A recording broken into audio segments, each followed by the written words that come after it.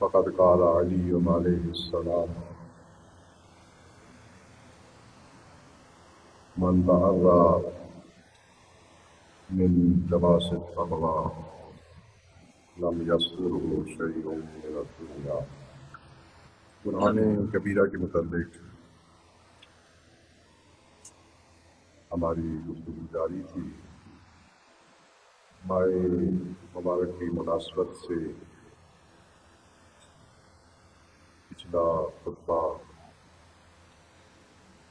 تقوی کے آثار کے متعلق عرض کیا تھا۔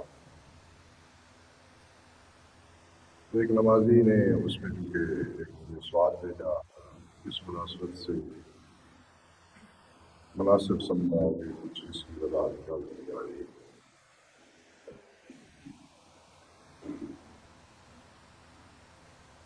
تقوی ایک ایسی قوت ہے، ایک ایسی خصلت ہے کہ جو انسان کی روحانی، دنیاوی اور اخروی ترقی کی قابل ہے۔ بہت سی آزمائشیں اور ابتلاءات ان کا ہم تقوی الہی اختیار کرنا ہے۔ قرآن کریم کی صحیح آیت لگتا ہے: وَلَوْ أَنَّ أَهْلَ الْقُرَىٰ آمَنُوا وَاتَّقَوْا لَفَتَحْنَا عَلَيْهِم بَرَكَاتٍ مِّنَ السَّمَاءِ وَالْأَرْضِ۔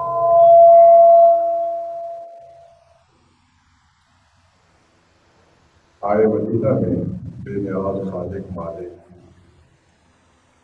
اپنی مخلوقات کو ایک مہم عمل کی طرح فرما رہا ہے کہ اگر اہل زمین تقوی اختیار کریں، ایمان لے آئیں اور تقوی اختیار کریں، لو ان اہل الارض آمنوا واتقوا، اہل زمین اگر ایمان اختیار کریں، صاحب ایمان بن جائیں اور تقوی الہی اختیار کر لیں، تو ہم یقیناً زمین اور آسمان سے ان پر برکات نازل کریں گے۔ ہم ان کے لیے زمین اور آسمان سے برکات کے دروازے کھول دیں گے۔ بس ہماری بہت سی مصیبتیں اور ابتلاءات اس کا ایک مہم عنصر اور عامل ایمان اور تقوی کی کمزوری ہے۔ اگر کوئی ان دو جوہروں سے مسلح ہو جاتا ہے تو پھر بے نیاز خالق و مالک کا یہ وعدہ ہے کہ ان کے لیے زمین اور آسمان کی برکات کے دروازے کھول کے جاتے ہیں۔ بس برکات الہی سے بہرہ مند ہونے کے لیے جن شرائط کی ضرورت ہے، ان شرائط کی کمی ہماری طرف سے ہے، اس کی طرف سے نہیں ہے۔ وہ فیاض مطلق اپنے خزانوں سے جتنا بھی خرچ کر دے، اس کے خزانوں میں کمی نہیں آتی۔ اسے دینے سے کچھ انکار نہیں ہے، یہ لینے والے ہیں جو لینا ہی نہیں چاہتے۔ وہ تو ہر وقت ہر آن دینے کے لیے ہے اور دے رہا ہے۔ لہذا زندگی کے ہم جو مختلف اہداف اور مقاصد بناتے ہیں، ان میں بنیادی ہمارا مقصد ایمان کے بعد تقوی الہی ہونا چاہیے، کیونکہ یہی ہماری مشکلات کا حل ہے، یہی ہماری روحانی جو سفر ہے اس کا زاد راہ ہے، یہی ہماری طاقت ہے جس کے ذریعے سے ہم آزمائشوں اور مقابلے اور مشکلات کے مقابلہ میں کھڑا ہو سکتے ہیں، ثابت قدمی کا مظاہرہ کر سکتے ہیں، اور ہم بے پرواہی سے اتنی بڑی طاقت سے غفلت کر کے اپنی زندگی کی سانسیں ختم کرنے کے در پہ ہیں۔ یہ جو ایک سانس ہے نا، یہ ایک قدم ہے موت کی طرف۔ یہ میں نہیں، امیر المومنین علیہ السلام، کہ انسان کا ہر سانس موت کی طرف ایک قدم ہے، اور یہ ایسے قدم ہیں کہ ہمارے نہ اٹھانے کے باوجود بھی آگے بڑھ رہے ہیں۔ ہم سو رہے ہیں، ہم آرام کر رہے ہیں، ہم کسی بھی مصروفیت میں جو ہے وہ مصروف ہیں، موت کی طرف ہمارے قدم بڑھتے جا رہے ہیں۔ ہم یہاں نہیں تھے، ابھی آئے ہیں، 2-4 منٹ گزر گئے، ہم 15-20 قدم موت کے نزدیک ہو گئے ہیں۔ تو وہ سفر ہمارا اپنی مقررہ رفتار کے مطابق چل رہا ہے۔ ہم کچھ کھا کے مدہوش ہو جائیں تب بھی چل رہا ہے، ہم اپنے بدن کو سکون دینے کے لیے نیند کی آغوش میں چلے جائیں تب بھی وہ سفر چل رہا ہے۔ یوں ہی کوئی اس دنیا پہ آتا ہے، اس کا موت کی طرف سفر شروع ہو جاتا ہے۔ وہ مشہور ہے نا، جو آیا ہے اس نے جانا ہے، اور اس گاڑی پہ ہم سوار ہیں۔ اب اس گاڑی سے کسی اسٹیشن پہ اترا نہیں جا سکتا، اور اس گاڑی کی بریکیں نہیں ہیں کہ ہم وقت کو روک لیں یا اپنے سفر کو روک لیں، ہم تیار نہیں ہیں، یہ اس سفر میں نہیں سمجھ آتا۔ لہذا اس کے لیے سب سے بنیادی چیز ہے تقوی الہی، جس کی ہم نے کوشش کرنی ہے اور جس کے پیچھے ہمیں دوڑنا ہے۔ کمانا، کھانا، آسائشیں یہ بعد کے مقاصد ہیں، انہیں کبھی بھی اس پہ اولویت نہیں دینی چاہیے۔ حضرت امام جواد علیہ السلام نے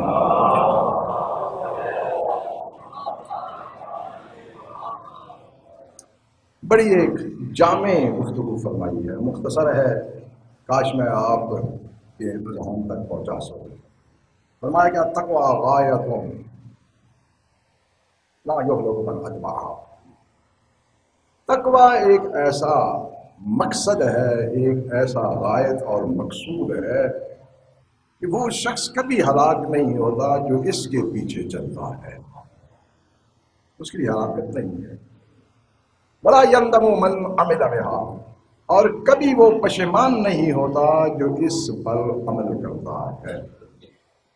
دو چیزیں گئی، ہلاکت بھی گئی، ندامت و پشیمانی بھی گئی۔ لأن التقوى فاز الفائزون لأن بالتقوى فاز الفائزون وبالمعصية خسر الخاسرون، اس لیے کہ تقوی کے ذریعے سے ہی کامیاب ہونے والے کامیاب ہوتے ہیں۔ یہ تقوی ہی وہ غایت اصلی ہے اور مقصد اصلی ہے جس کے لیے ہمیں ایک دوسرے سے مسابقہ اور مقابلہ کرنا چاہیے۔ بینک میں پیسے کتنے ہیں، میری جائیداد کتنی ہے، اس کی اولاد کتنی ہے، کتنے مناسب ہیں اس خاندان میں، کتنی ان کی بات مانی جاتی ہے، ان کی کوئی اہمیت نہیں ہے۔ ہر شخص کی پوری کوشش اس مقابلے میں ہونی چاہیے کہ اس کا تقویٰ کتنا ہے اور میرا تقویٰ کتنا ہے۔ کہیں میں اس مسابقے میں سب سے پیچھے تو نہیں دوڑ رہا،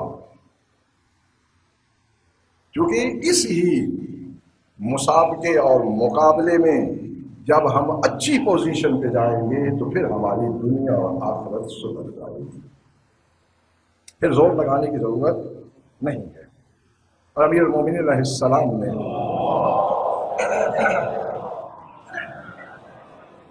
فرمایا کہ ان من فارق التقوى اغری باللذات والشہوات، جو شخص بھی تقوی سے جدائی حاصل کر لیتا ہے تو پھر وہ شہوات اور لذات میں گھیر لیا جاتا ہے۔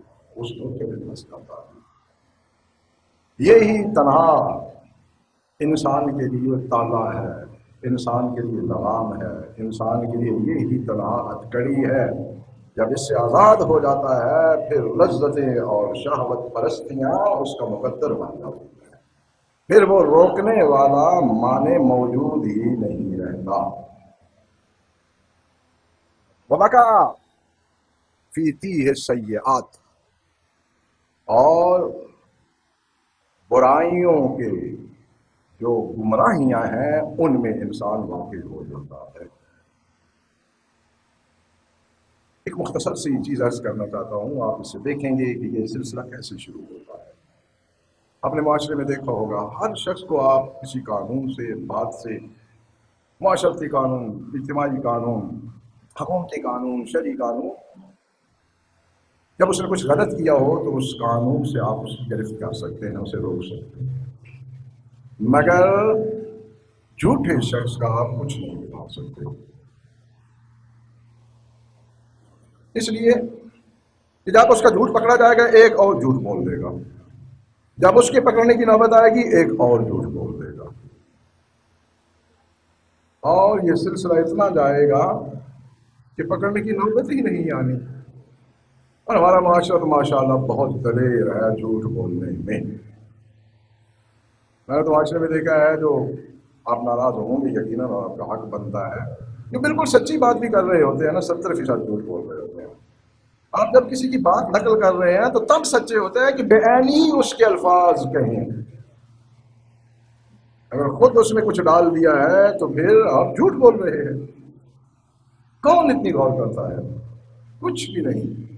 خود ایک ذہن میں ٹارگٹ ہوتا ہے، کسی کی بات سنتے ہیں، نہ اس کے الفاظ کو دیکھا ہے، نہ اس کے الفاظ کے معنی کو دیکھا ہے، بس دیکھا کہ وہ بات کر رہا تھا، پھر اپنا سلسلہ خطابت شروع ہو گیا. جن لوگوں کو ائمہ اہل بیت اور خدا پہ جھوٹ بولتے ہوئے شرم نہیں آتی، وہ مخلوقات پہ جھوٹ نہیں بول سکتے؟ ان کے لیے کون سا معنی ہے؟ لہذا یہ برائیوں کا راستہ ہے. اپنی عزت کو بچانے کے لیے ایک جھوٹ، پھر اس پہ مجھ سے باقاعدہ لوگوں نے سوال کیے ہیں کہ اب میں پھنس گیا ہوں، قسم اٹھانا چاہتا ہوں، جھوٹی قسم اٹھا دوں، کام تو میں نے کیا ہے لیکن مانوں گا تو پھر بڑا فتنہ بن جائے گا. اب سنائیں بھائی، اگر شریعت کو اتنے مانتے ہو تو پہلے جھوٹ کیوں بولا تھا؟ جھوٹ کو سہارا دینے کے لیے، بچانے کے لیے اب شریعت کی ضرورت پڑ گئی ہے. یہ جو میں کہتا ہوں اور آپ ناراض ہوتے ہیں اور فرلانگ پھینکتے ہیں مجھ پر، ہمارے معاشرے کا ٹارگٹ یہ نہیں ہے کہ کسی سے مسئلہ پوچھا جائے، اس کو سمجھا جائے کہ اس پہ عمل کرنا ہے، اپنی آخرت بنانی ہے. ہم مسئلہ بھی شریعت سے پوچھتے ہیں اپنی منفعت کو بچانے کے لیے کہ شریعت میں کوئی ایسی جگہ ہے جس کو میں استعمال کرتے ہوئے اپنی منفعت بچا لوں، اپنا فراد جو ہے اسے شریعت کا لبادہ چڑھا دوں. تو یہ ہوتا ہے مذہب کو ماننا، یہ ہوتا ہے مذہب کو ماننا. اور اس طرح ہم نے مذہب کے رنگ جو ہے وہ لگائے ہوئے ہیں چہروں پہ بھی اور اپنے لباس پہ بھی. لا قانونیت کے خلاف جس سے چاہے وہ تقریر کروا لے. لیکن اگر اتنے سے ایک چھوٹے سے معاشرے میں جو گھر کے افراد ہیں ان کے درمیان وہ قانون کی حمایت نہیں کر سکتا اور قانون کا حامی نہیں بن سکتا، تو یہ اتنی ٹی ٹاں کرنے کا فائدہ کیا؟ اپنے گھر میں تو قانون کی کوئی بات ہی نہیں ہے، اپنی ذات میں تو قانون کی بات نہیں ہے. میں نے بڑے مفکرین سے بہت پہلے بھی کہا تھا، اب بھی کہتا ہوں، بہت سے ملتے ہیں، یہ جو زور لگا رہے ہیں سڑکوں پہ کھڑے ہو کے اسلام نافذ کرنا ہے، مذہب نافذ کرنا ہے، گھنٹوں جو ہے وہ لوگوں کو برباد کر رہے ہیں وقت کو، اور اتنی بڑی عوام پہ اسلام نافذ کرنا چاہتے ہو. یہ جو آپ کا 6 فٹ کا یا 5 فٹ کا قد ہے، اس پر اسلام نافذ کرنے کے لیے تو کوئی زور نہیں لگانا پڑتا، کوئی جلوس نہیں نکالنا پڑتا، کہیں سے آرڈر نہیں دینا پڑتا، اس پہ تو نافذ کر لو. جو ترنگا دیکھتا ہے کہ معاشرے میں اب بےعزت ہو رہا ہوں، وہ اسلام کا پرچم اٹھا دیتا ہے، اسلام کا حامی بن جاتا ہے. کتنے فراڈیے ہیں جو اس لیے معاشرے میں معزز بن گئے ہیں کہ انہوں نے دیکھا کہ اب حالات خراب ہو رہے ہیں، مذہب کے حامی بن گئے ہیں، مذہب کا پرچم اٹھا لیا، مذہب کی تبلیغات شروع کر دی ہیں. تو یہ واقعہ نہیں مذہب کی شیدائی ہیں. یہ اپنی کرتوتوں کو چھپانے کے لیے مذہب کی چادر کو استعمال کر رہے ہیں. خدا را اتنا غلط استعمال مذہب کا نہ کریں. مذہب آیا ہے مجھے اور آپ کو سدھارنے. مذہب آپ کے گناہوں کی پردہ پوشی کے لیے نہیں آیا ہے. اب چلے جائیں کسی جگہ بھی، اب لفظ تنظیم کہتا ہوں تو تنظیمی لوگ مجھے دھمکیاں دینا شروع کرتے ہیں، آپ تنظیموں کے خلاف بولتے ہیں. بھائی ہر اجتماعیت جو ہوتی ہے اسے تنظیمی کہا جاتا ہے، جس کا کوئی قانون ہو، جو آرگنائزیشن بنی ہوئی ہو، وہ تنظیمی کہلاتی ہے. تو کسی جگہ بھی آپ چلے جائیں، فیصلے کر رہے ہوتے ہیں اور مذہب کا پرچم اٹھا کے کر رہے ہوتے ہیں، جب کو مذہب کو منہ چڑھا رہے ہوتے ہیں. تو اس طرح انسان جو ہے آہستہ آہستہ ایک جھوٹ کو چھپانے کے لیے جھوٹ پہ جھوٹ بول جاتا ہے. دیکھیں ایک حقیقت ہے جس حقیقت سے صرف نظر کر کے کوئی شخص ترقی نہیں کر سکتا. میں نے جب کام کیا میں اپنی نیت کو بہتر سمجھتا ہوں. اگر وہ کام غلط ہو گیا ہے تو مجھے بالکل سچائی کے ساتھ اعتراف کرنا چاہیے کہ یہ میری غلطی تھی، آئندہ کوشش کروں گا کہ دوبارہ یہ غلطی نہ کروں. پھر تو بندے کی تعمیر شروع ہو گئی. جھوٹ پہ جھوٹ بول بول کے آپ اپنی غلطیوں اور جھوٹوں کو چھپائے جا رہے ہیں. کب یہ سلسلہ بند کرو گے؟ نہیں ہو سکتا. اور سچ 2-4-10 دن بعد پھر آشکار ہو ہی جاتا ہے، اور یہ صاحبان عزت پھر اس کے لیے بھی ساتھ ایک اور جھوٹ گھڑ لیتے ہیں اور اپنی فتح قرار دے دیتے ہیں. بہرحال یہ ہے کہ انسان جب تقوی الہی سے خالی ہو، اس سے اپنا ہاتھ چھڑا لیتا ہے یا تقوی کا دامن چھوڑ دیتا ہے، تو پھر وہ گناہوں میں ہی لوٹے پوٹے گا، کوئی اسے روک نہیں سکتا. اور پھر اگر اس قسم کے منصوبہ ساز کو کوئی عبادت خانہ مل جائے یا مذہب میں کوئی ایسی جگہ مل جائے تو پھر تو اس کے وارے نہارے ہو جاتے ہیں. 5 انگلیاں دیسی گھی میں چلی جاتی ہیں، کیونکہ آپ کو اسے مذہب کا تحفظ بھی مل گیا ہے.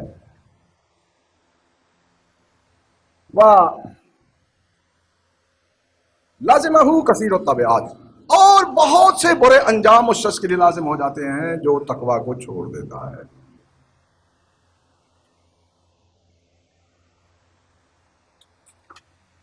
اور جو مہم بات ہے کہ تقوی ہے کیا. وقت ختم ہونے والا ہے، اور یہ وقت کا ختم ہونا بھی ایک بہت بڑا معمہ ہے کہ ہمیشہ انسان اپنی زندگی میں وقت کی کمی کا ہی مدعی رہتا ہے، وقت ختم ہونے کا ہی دعویٰ کرتا رہتا ہے. اور جب موت کو دیکھے گا تو اس وقت بھی یہی کہے گا کہ کاش مجھے واپس لوٹا دیا جائے. یہ وقت کی کمی تو اس وقت تک ساتھ جائے گی.